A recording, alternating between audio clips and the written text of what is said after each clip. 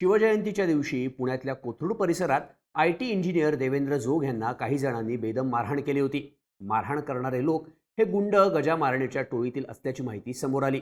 मारहाण झालेले देवेंद्र जोग हे केंद्रीय राज्यमंत्री मुरलीधर मोहोळ यांचे निकटवर्तीय असल्यामुळं मोहोळ यांनीही या प्रकरणात लक्ष घालून पोलिसांनी या प्रकरणी कडक कारवाई केली पाहिजे अशी भूमिका घेतली होती.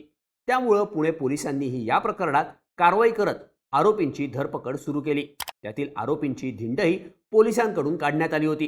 सोमवारी गजा मारणे आणि त्याच्या टोळीवर मुक्का लावल्यानंतर काही वेळातच पुणे पोलिसांनी गजा मारणेला अटकही केली आहे. त्यामुळे सध्या गजा मारणे आणि त्याच्या टोळीची पुन्हा एकदा चर्चा व्हायला लागली आहे. देवेंद्र जोग यांच्या मारहाणीचं हे प्रकरण नक्की आहे काय, त्यामुळे गजा मारणे गँगवर पोलिसांकडून कशी कारवाई करण्यात आली आणि पोलिसांनी अटक केलेल्या गजा मारणेचा इतिहास नक्की आहे काय, त्याची स्टोरी सांगणारा हा व्हिडिओ. नमस्कार, मी शार्दूल आणि तुम्ही बघताय बोल भिडू. सगळ्यात आधी मारहाणीचं हे प्रकरण नक्की आहे काय ते बघूयात. 33 वर्षीय आय टी इंजिनियर देवेंद्र जोग हे पुण्यातल्या कोथरूड इथे मयूर कॉलनी परिसरात राहतात. आय टी कंपनीत नोकरी करण्यासोबतच ते भाजपचे कार्यकर्तेही आहेत. तसंच पुण्याचे खासदार आणि केंद्रीय राज्यमंत्री मुरलीधर मोहोळ यांच्या कार्यालयात ते सोशल मीडिया कॅम्पेनिंगसाठी मदतही करतात असं सांगितलं जातं. 19 फेब्रुवारीला शिवजयंतीनिमित्त कोथरूड परिसरातून मिरवणूक निघाली होती. त्यामुळं या परिसरात गर्दी होती. त्याचवेळी संध्याकाळी 4:30च्या सुमारास देवेंद्र हे आपल्या स्कूटीवरून गुजरात कॉलनीकडे जात होते. त्यावेळी भेलकेनगर चौकात गर्दी असल्यामुळं देवेंद्र रस्त्याच्या कडेला थांबले होते. तेव्हा मोटरसायकलवरून 3 ते 4 लोक देवेंद्र यांच्या स्कूटी शेजारी आले. त्यावेळी त्यातल्या एकानं गाडी हळू चालवता येत नाही का, धक्का का मारतो असं देवेंद्र यांना विचारलं. तेव्हा मी तुम्हाला धक्का दिलेला नाही असं देवेंद्र यांनी त्यांना सांगितलं. त्यावेळी त्यांच्यापैकी एकानं देवेंद्र यांच्या कानाखाली मारली आणि त्यांच्या तोंडावर बुक्का मारला. त्यामुळं देवेंद्र यांच्या नाकातून रक्त येऊ लागलं. तसंच तोल जाऊन ते खाली पडल्यानं त्यांना खरचटलं सुद्धा. मग या चौघांनी देवेंद्र यांना लाथाबुक्क्यांनी पट्ट्यानं मारहाण केली. यामुळं देवेंद्र चांगलेच जखमी झाले. या मारहाणीनंतर हे चौघे गुजरात कॉलनीच्या दिशेनं पळून गेले अशी तक्रार देवेंद्र जोग यांनी कोथरूड पोलीस स्टेशनमध्ये दाखल केली होती. तेव्हा पोलिसांनी या आरोपींची ओळख पटवून त्यांच्यापैकी ओम तीर्थराम धर्मजिज्ञासू, किरण पडवळ, अमोल तापकीर अशा 3 जणांना अटक केली होती. तर यातील मुख्य आरोपी श्रीकांत उर्फ बाब्या पवार हा फरार झाल्यानं पोलीस अजूनही त्याचा शोध घेत आहेत. बाब्या पवार हा कुख्यात गुंड गजा मारणेचा भाचा असल्याचं सांगण्यात आलं. तसंच हे चौघेही मारणे गँगचे सदस्य असल्याचं तपासात समोर आलं. देवेंद्र यांच्या तक्रारीवरून सुरुवातीला या प्रकरणात पोलिसांनी कलम 324 अंतर्गत मारहाणीचा गुन्हा दाखल केला होता. पण प्रकरणाचं गांभीर्य लक्षात घेऊन नंतर पोलिसांनी कलम 307 अंतर्गत हत्या करण्याचा प्रयत्न या कलमाखाली या चौघांवर गुन्हा दाखल केला. पण या प्रकरणामुळं पुण्यात मारणे गँगची दहशत असल्याच्या चर्चा व्हायला लागल्या. तसंच देवेंद्र जोग हे केंद्रीय राज्यमंत्री आणि पुण्याचे खासदार मुरलीधर मोहोळ यांचे निकटवर्ती असल्यानं मोहोळ यांनीही या प्रकरणाची दखल घेतली. त्यांनी देवेंद्र जोग यांच्या घरी जाऊन त्यांच्या तब्येतीची विचारपूस केली. तसंच त्यांच्या कुटुंबियांनाही धीर दिला. यावरून मोहोळ यांनी पुणे पोलिसांच्या कारभारावरही ताशेरे ओढले. देवेंद्र जोग हा भाजपचं अनेक वर्षांपासून काम करतोय, पण त्याला ट्रॅफिकमधून जाताना मारहाण झाल्याची घटना घडली. यातील काही आरोपींना अटक देखील झाली आहे. पण पुणे शहरातील कोणत्याही भागात कोणासोबतही अशा घटना घडता कामा नये. त्या पार्श्वभूमीवर पोलिसांनी कडक कारवाई केली पाहिजे. पुणे शहरातल्या अशा घटना थांबल्याच पाहिजेत. त्यासाठी पुणे पोलिसांनी आत्मपरीक्षण करण्याची गरज आहे. त्याचबरोबर सोशल मीडियावर जे काही चाललंय त्याबाबत पुणे पोलीस डोळे बंद करून बसलेत का? आम्ही लोकप्रतिनिधी म्हणून 10 वेळा एकच गोष्ट सांगायची का? आता याकडं पुणे पोलिसांनी लक्ष दिलं पाहिजे. नाहीतर आम्ही आमच्या पद्धतीनं काम करू अशा शब्दात मंत्री मुरलीधर मोहोळ यांनी पुणे पोलिसांना खडे बोल सुनावले होते. त्यानंतर पुणे पोलीसही या प्रकरणात चांगलेच ॲक्शन मोडवर आल्याचं पाहायला मिळालं. देवेंद्र यांना मारहाण करणाऱ्या 4ही आरोपींवर मोक्का लावण्यात आला.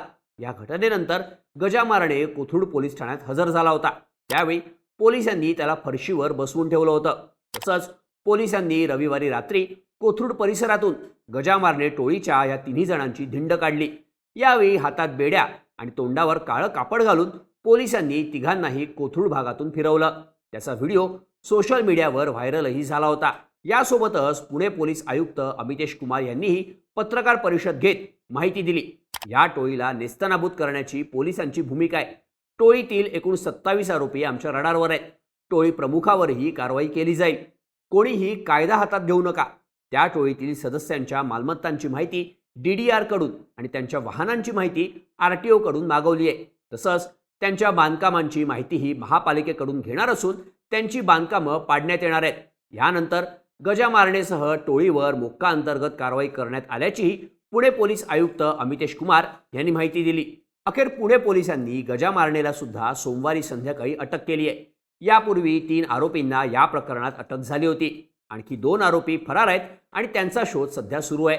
गजा मारणेची संपूर्ण चौकशी झाल्यानंतर मंगळवारी त्याला कोर्टात हजर केलं जाईल अशी माहितीही पोलिसांकडून देण्यात आली आहे. दरम्यान गेल्या वर्षीच पुणे पोलिसांनी पुण्यातल्या गुन्हेगारांची ओळख परेड घेतली होती. त्यावेळी सोशल मीडियावर गुन्हेगारीचं उदात्तीकरण होईल अशा पोस्ट न करण्याची तंबीही पोलिसांनी या गुन्हेगारांना दिली होती. पण तरीही गजा मारणे गँगकडून अशा प्रकारचे फोटो आणि व्हिडिओ सोशल मीडियावर व्हायरल केले जात असल्याचं पोलिसांकडून सांगण्यात आलंय. त्यामुळं या सगळ्यांवर कारवाई करण्याची भूमिका पुणे पोलिसांकडून घेण्यात आली आहे. आता या प्रकरणात मुक्का लागलेला आणि अटक झालेला गजा मारणे नक्की आहे कोण ते बघूयात. गजा मारणे हा पुण्यातल्या मुळशीमधील रहिवासी आहे. पुण्याचा विकास होत असताना परिसरातील जमिनींचे दर मोठ्या प्रमाणात वाढले होते. तेव्हा जमीन मालक आणि बिल्डर यांच्यातील दुवा म्हणून गजा मारणे काम करत होता. त्यातून पुण्यात गजा मारणे आणि निलेश घायवळ या टोळ्या तयार झाल्याचं सांगितलं जातं. वर्चस्वातून ह्या टोळ्या वारंवार आमनेसामने येत होत्या. त्यातून दिवसाढवळ्या खून झाले. त्यामुळं शहरातील कायदा आणि सुव्यवस्थेचा प्रश्न निर्माण झाला होता. घायवळ टोळीतील अमोल बधे आणि पप्पू गावडे खून प्रकरणी पोलिसांनी गजा मारणेला अटक केली. त्यात त्याला 3 वर्ष येरवडा तुरुंगात राहावं लागलं. बाहेर आल्यावर त्याची 300हून अधिक वाहनांच्या ताफ्यात मिरवणूक काढण्यात आली. त्यामुळं गुन्हा दाखल करून त्याला पुन्हा एकदा जेलवारी झाली होती. पुण्याचे मालक या कॅप्शननं सोशल मीडियावर रील्स टाकून गजा मारण्याची टोळी दहशत पसरवत असल्याचं सांगितलं जातं. गजा मारणे विरोधात खून, खुनाचा प्रयत्न, अपहरण, खंडणी असे एकूण 28 गुन्हे दाखल करण्यात आले. त्यात 6 पेक्षा जास्त गुन्हे हे हत्येच्या प्रकरणाचे असल्याचं पोलीस रेकॉर्ड सांगतात. तसंच 2014 पासून गजा मारणे आणि टोळीवर चौथ्यांदा मोक्का अंतर्गत कारवाई करण्यात आली आहे. 2014ला अमोल बधे आणि पप्पू गावडे खून प्रकरणात तर 2022 मध्येही या टोळीवर मोक्का लागला होता. दरम्यान पोलिसांनीही आता मारणे गँग विरोधात कंबर कसल्यामुळं या गँगवर आता काय कारवाई होणार हे पाहणं महत्त्वाचं असणार आहे. या सगळ्या प्रकरणाबद्दल तुम्हाला काय वाटतं? याबद्दलच्या तुमच्या प्रतिक्रिया आम्हाला कमेंट करून नक्की सांगा आणि अशाच माहितीपूर्ण व्हिडिओजसाठी बोल व्हिडिओच्या YouTube चॅनलला सबस्क्राईब करायला विसरू नका.